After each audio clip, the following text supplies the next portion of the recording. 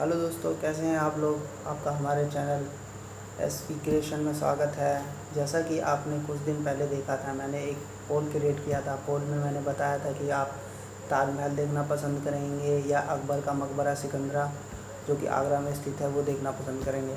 तो आप में से मैक्सिमम लोगों का जो आंसर था कि ताजमहल देखना पसंद करेंगे। तो मैंने जैसा कि सोचा कि ताजमहल आपको दिखाएं, उससे पहले एक ताजमहल के बारे में थोड़ी हिस्ट्री को जाने, ताजमहल किस बेस पे बना था और कैसे बनाया गया था। तो वही जानकारी को मैंने पता करा तो कुछ अलग अलग तरह की कंट्रोवर्सी पता चली। तो उसमें से बहुत कुछ कंट्रोवर्सी ऐसी है जो जिसके बारे में कुछ अता पता ही नहीं है, और कुछ का पता है जो मैंने जाना है, जो इन्फॉर्मेशन निकाली है वही मैं आज आपको इस वीडियो में बताऊँगा। तो चलिए आज की वीडियो को स्टार्ट करते हैं।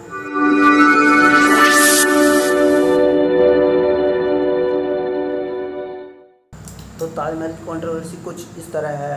जो पहला चैप्टर है, ताजमहल का 22 बंद दरवाजे। आखिरकार सभी लोगों का मानना ये है कि ताजमहल में जो 22 बंद दरवाजे हैं, आखिरकार उसके पीछे ऐसा क्या चीज़ है जो ताजमहल के 22 बंद दरवाज़ों को हमेशा के लिए बंद ही रखा जाता है।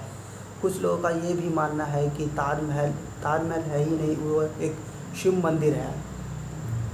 वही एक और कहानी बताई जाती है कि शाहजहाँ ने ताजमहल को बनवाया ही नहीं है। ये राजा परमदेवी के द्वारा बनाया 1300 ईस्वी में बनवाया गया था, और उसके बाद ये महल राजा मान सिंह को मिला, और शाहजहाँ ने राजा मान सिंह के पोते राजा जय सिंह के द्वारा इस किले को ख़रीदा।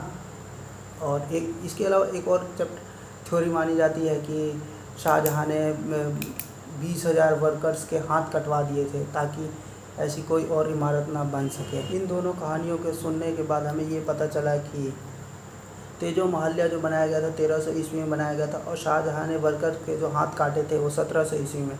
तो आप लोग सोच सकते हैं कि 4 साल बाद आखिर में हाथ कटे। तो जो हाथ काटे गए हैं उसके कुछ तो अवशेष या कुछ तो इन्फॉर्मेशन मिलनी चाहिए, लेकिन ऐसी कोई इन्फॉर्मेशन नहीं मिली। तो चलिए इसी तरह से इस कंट्रोवर्सी में बने रहते हैं, और अब थोड़ा शाहजहाँ और मुमताज़ के बारे में जानने की कोशिश करते हैं।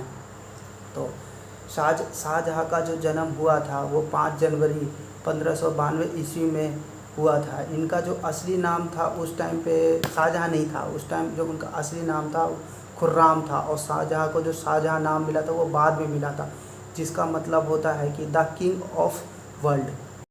शाहजहाँ के पिता का नाम मोहम्मद सलीम जहांगीर था, और उनकी माता का नाम जगत गुस्सैन था, जिन्हें चीफ ऑफ क्वीन जहांगीर के नाम से भी जाना जाता था। चलिए मुमताज़ महल के बारे में जानने की थोड़ा कोशिश करते हैं। मुमताज़ महल का जन्म 27 अप्रैल 1593 ईस्वी में हुआ था। मुमताज़ महल का जो मुमताज़ नाम दिया गया था उनको शादी के बाद ही दिया गया था। उनका जो असली नाम था अर्जुमा बेगम था। राम और मुमताज़ की इंगेजमेंट 1607 ईस्वी में हुई थी, और फाइनली 1612 ईस्वी में इनकी शादी हुई थी। मुमताज़ के अलावा शाहजहाँ की और भी शादियाँ हुई थी, और उनकी जो अलग और शादियाँ हुई थी वो लगभग पॉलिटिकल अलायंसेस को बनाए रखने के लिए ही हुई थी। शाहजहाँ मुमताज़ से बहुत ज़्यादा प्यार करते थे, अर्थात मुमताज़ के साथ उनका बहुत ज़्यादा लगाव था, और उनसे ज़्यादा प्रेम भाव होने के कारण उन्हें मुमताज़ को एक और नाम दिया गया था जो कि मलिकाए जहाँ था। मलिकाए जहाँ का मतलब होता है द वर्ल्ड ऑफ क्वीन। के नाम पे एक पैलेस भी था जिसको खास महल के नाम से जाना जाता है, जिसको आप आगरा फोर्ट में, आगरा का जो लाल किला उसके ऊपरी भाग में जहाँ से आपको ताजमहल का सुंदर दृश्य दिखता है वो वहाँ देखने को मिल सकता है। कहा जाता है कि जो खास महल था वो कीमती रत्नों से एकदम बनाया हुआ था और सोने की परतों से ढका हुआ था। मुमताज़ महल को एडमिनिस्ट्रेशन में बहुत ज़्यादा रुचि थी, जिसके कारण शाहजहाँ जहाँ कहीं भी दूसरे अन्य देश तथा अन्य राज्यों में नेगोशिएशन और लड़ाई के लिए जाते थे तो मुमताज़ को अपने साथ ले जाया किया करते थे। वैसे तो मुमताज़ के साथ शाहजहाँ का बहुत ज़्यादा लगाव था और अन्य बीवियों के साथ भी लगाव था, लेकिन अन्य बीवियों के साथ इतना लगाव नहीं था। और मुमताज़ के अन्य बीवियों के साथ एक बच्चे थे, और जहाँ देखा जाता है मुमताज़ के साथ इनके 14 बच्चे जन्म लिए थे। कहा जाता है कि शाहजहाँ और मुमताज़ के 13 बच्चे हो चुके थे। मुमताज़ ने जब 13 बच्चे को जन्म दे दिया था, उसके बाद वो शारीरिक रूप से बहुत कमज़ोर हो चुकी थी। जब वह 14वें बच्चे को जन्म देने वाली थी, तब उसी दौरान 1631 में लोदियों का आक्रमण हो चुका था, जिसके कारण शाहजहाँ को बुरहानपुर के लिए निकलना था।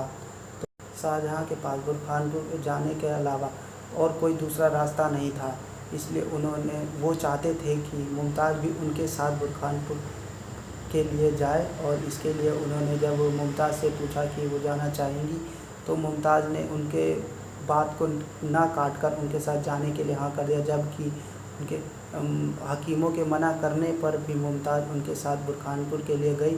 और बुरहानपुर पहुंचने के बाद जब उन्होंने अपने 14वें बच्चे, मतलब 14वें बच्चे, उस टाइम उनकी बेटी हुई थी, जन्म देने के बाद उनकी शारीरिक स्थिति बहुत ख़राब हो गई थी, बहुत ज़्यादा ख़राब हो गई थी। और उस टाइम हेल्थ केयर सिस्टम इतना अच्छा नहीं था कि मतलब किसी भी जल्दी से जल्दी इलाज हो सके। तो इसके कारण और अंत में मुमताज़ को पता चल गया था कि उनकी आखिरी सांसें चल रही है, और उनकी एक आखिरी ख्वाहिश ये थी कि वो शाहजहाँ से मिले और उनको अपनी आखिरी ख्वाहिश के बारे में बताए। तो इसके बाद जब शाहजहाँ को बुलाया गया और वो मुमताज़ शाहजहाँ से मिली, उसके बाद उन्होंने अपनी आखिरी ख्वाहिश बताई कि जब वो उनकी डेथ हो जाए तो उनके बाद उनका उनकी याद में एक सुंदर इमारत तथा सुंदर मकबरा बनाया जाए।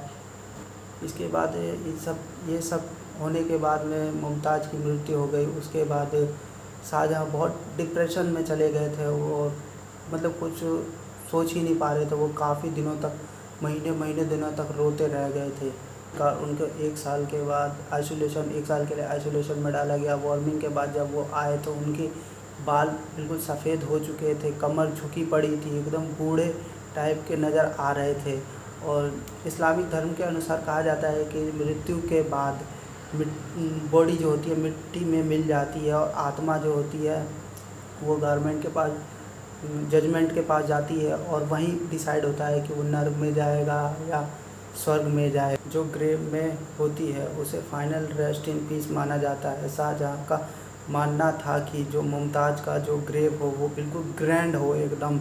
इसके लिए उन्होंने ताजमहल के बनाने का फ़ैसला किया। जब उन्होंने ताजमहल को बनाने का फ़ैसला किया तो उन्होंने चीफ़ आर्किटेक्चर उस्ताद अहमद लाहौरी से मिला और उनको ताजमहल के बनाने के बारे में बताया, ताजमहल के बारे में ज़िक्र किया। और इसके पश्चात उस्ताद अहमद लाहौरी को टाइटल दिया गया नादिर असर, जिसका मतलब है the wonder of the age है। आपने देखा होगा जो वाइट मार्बल पर जो कारीगरी की गई है वो अब्दुल हक सिराजी के द्वारा की गई है। इन सब प्रोसेस में 1000 से ज़्यादा हाथियों का इस्तेमाल किया गया था, जिससे ताजमहल के इंटीरियर को एक स्थान से दूसरे स्थान पर आसानी से लाया एवं ले जाया जा सके। जैसा कि वाइट मार्बल को राजस्थान से, जैस्पर को पंजाब से लाया गया था, जेड एंड क्रिस्टल को चाइना से लाया गया था, टर्टरीस को तिब्बत से लाया गया था, सैफरीस को श्रीलंका से लाया गया था, कार्नेलिया को अरेबिया से लाया गया था। ताजमहल की महज छोटी सी छोटी चीज़ों को दुनिया भर के कोने कोने से लाया गया था। एकदम मतलब कि एक छोटी सी छोटी चीज़ें होती है उसको दुनिया के हर एक कोने से लाया गया था। और ताजमहल को बनाने में 22 साल का समय लगा था, जिसमें 22,000 वर्कर्स डेली प्रतिदिन 22 साल तक लगे रहे थे। चलिए तो आज हम बात करते हैं ताजमहल की कंट्रोवर्सी को लेकर के। रिसेंटली में एक कंट्रोवर्सी हुई थी। कंट्रोवर्सी है ताजमहल को लेकर के ही। बीजेपी पॉलिटिशियन राजेश सिंह ने एक पिटीशन फाइल करी थी इलाहाबाद कोर्ट में। उनका मानना था कि ताजमहल के 22 बंद दरवाज़ों को खोला जाए और एएसआई के द्वारा एक कमेटी बनाई जाए, जिसमें वो 22 बंद दरवाज़ों को खोले और अंदर देखे कि 22 ताजमहल के 22 बंद दरवाज़ों के अंदर हिंदू धर्म के भगवान, मतलब भगवान शिव का वास है कि नहीं, और वो पता करके बताए। पिटीशन में ये कहा गया था कि ताजमहल एक शिव मंदिर है और इसे तेजो महाल्या के नाम से जाना जाता है। और उनका इसके बाद भी वो लोग यही चाहते थे कि इस बार इन 22 बंद दरवाज़ों को खोला जाए और उसके अंदर देखा जाए आखिर में है क्या। लेकिन कोर्ट ने इस फाइल को डिसमिस कर दिया और इस तरह, और कोर्ट ने कहा कि इस तरह पिटीशन फाइल करके कोर्ट का समय बर्बाद ना करे। और कोर्ट ने यह भी कहा कि किस बेस पर फाइल किया गया है, किस बेस पे, किस राइट्स पे किया गया है, पिटीशन फाइल की गई है, ऐसा कोर्ट ने ये भी कहा कि ऐसा आगे ना करे। और रिसर्च करना हिस्टोरियन का काम है, ना कि पॉलिटिशियन का।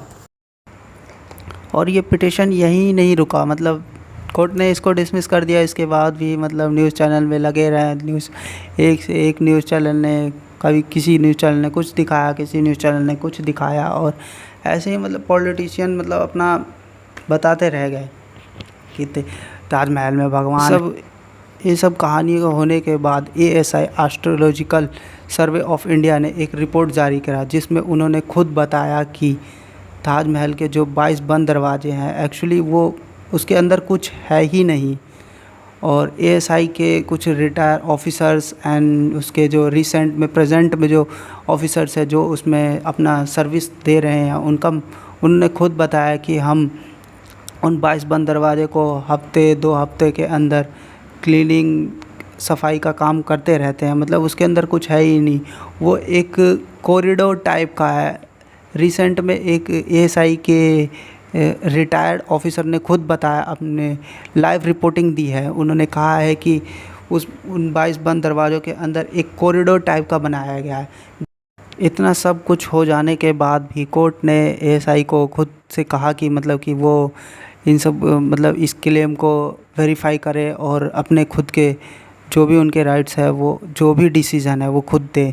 तो उसके बाद ASI astrological survey of India ने खुद से अपनी वेबसाइट पे कुछ ऐसी पिक्चर्स अपलोड करी है जिसको आप चेक कर सकते हैं। और कोई भी उनकी वेबसाइट पे जाकर चेक कर सकता है। उनके बिफ़ोर एंड आफ्टर पिक्चर्स दे रखे हैं, जो मतलब पहले कैसी थी वो जो 22 बंद दरवाजे, उनके अंदर की स्थिति पहले की और बाद की, मतलब रेस्टोरेशन के बाद तक की फ़ोटो डाली है। तो आप लोग खुद अंदाज़ा लगा सकते हो कि ASI के जो ऑफिसर्स हैं वो हमारी संस्कृति को बचाए रखने के लिए क्या से क्या कर रहे हैं, मतलब इतनी मेहनत कर रहे हैं। उसके बावजूद भी ये पॉलिटिशियन मतलब कुछ समझ ही नहीं पा रहे हैं, मतलब क्या से क्या कर रहे हैं, मतलब एक छोटे से मुद्दे को एकदम बड़ा मुद्दा बता रहे हैं। जैसे कि आपने कुछ टाइम पहले यूपी में एक मस्जिद में हुआ था ऐसा, भगवान शिव जी की शिवलिंग निकली थी। लेकिन ज़रूरी ऐसा ज़रूरी नहीं है कि ताजमहल में भी यही चीज़ हो, मतलब वहाँ भी भगवान शिव का वास हो।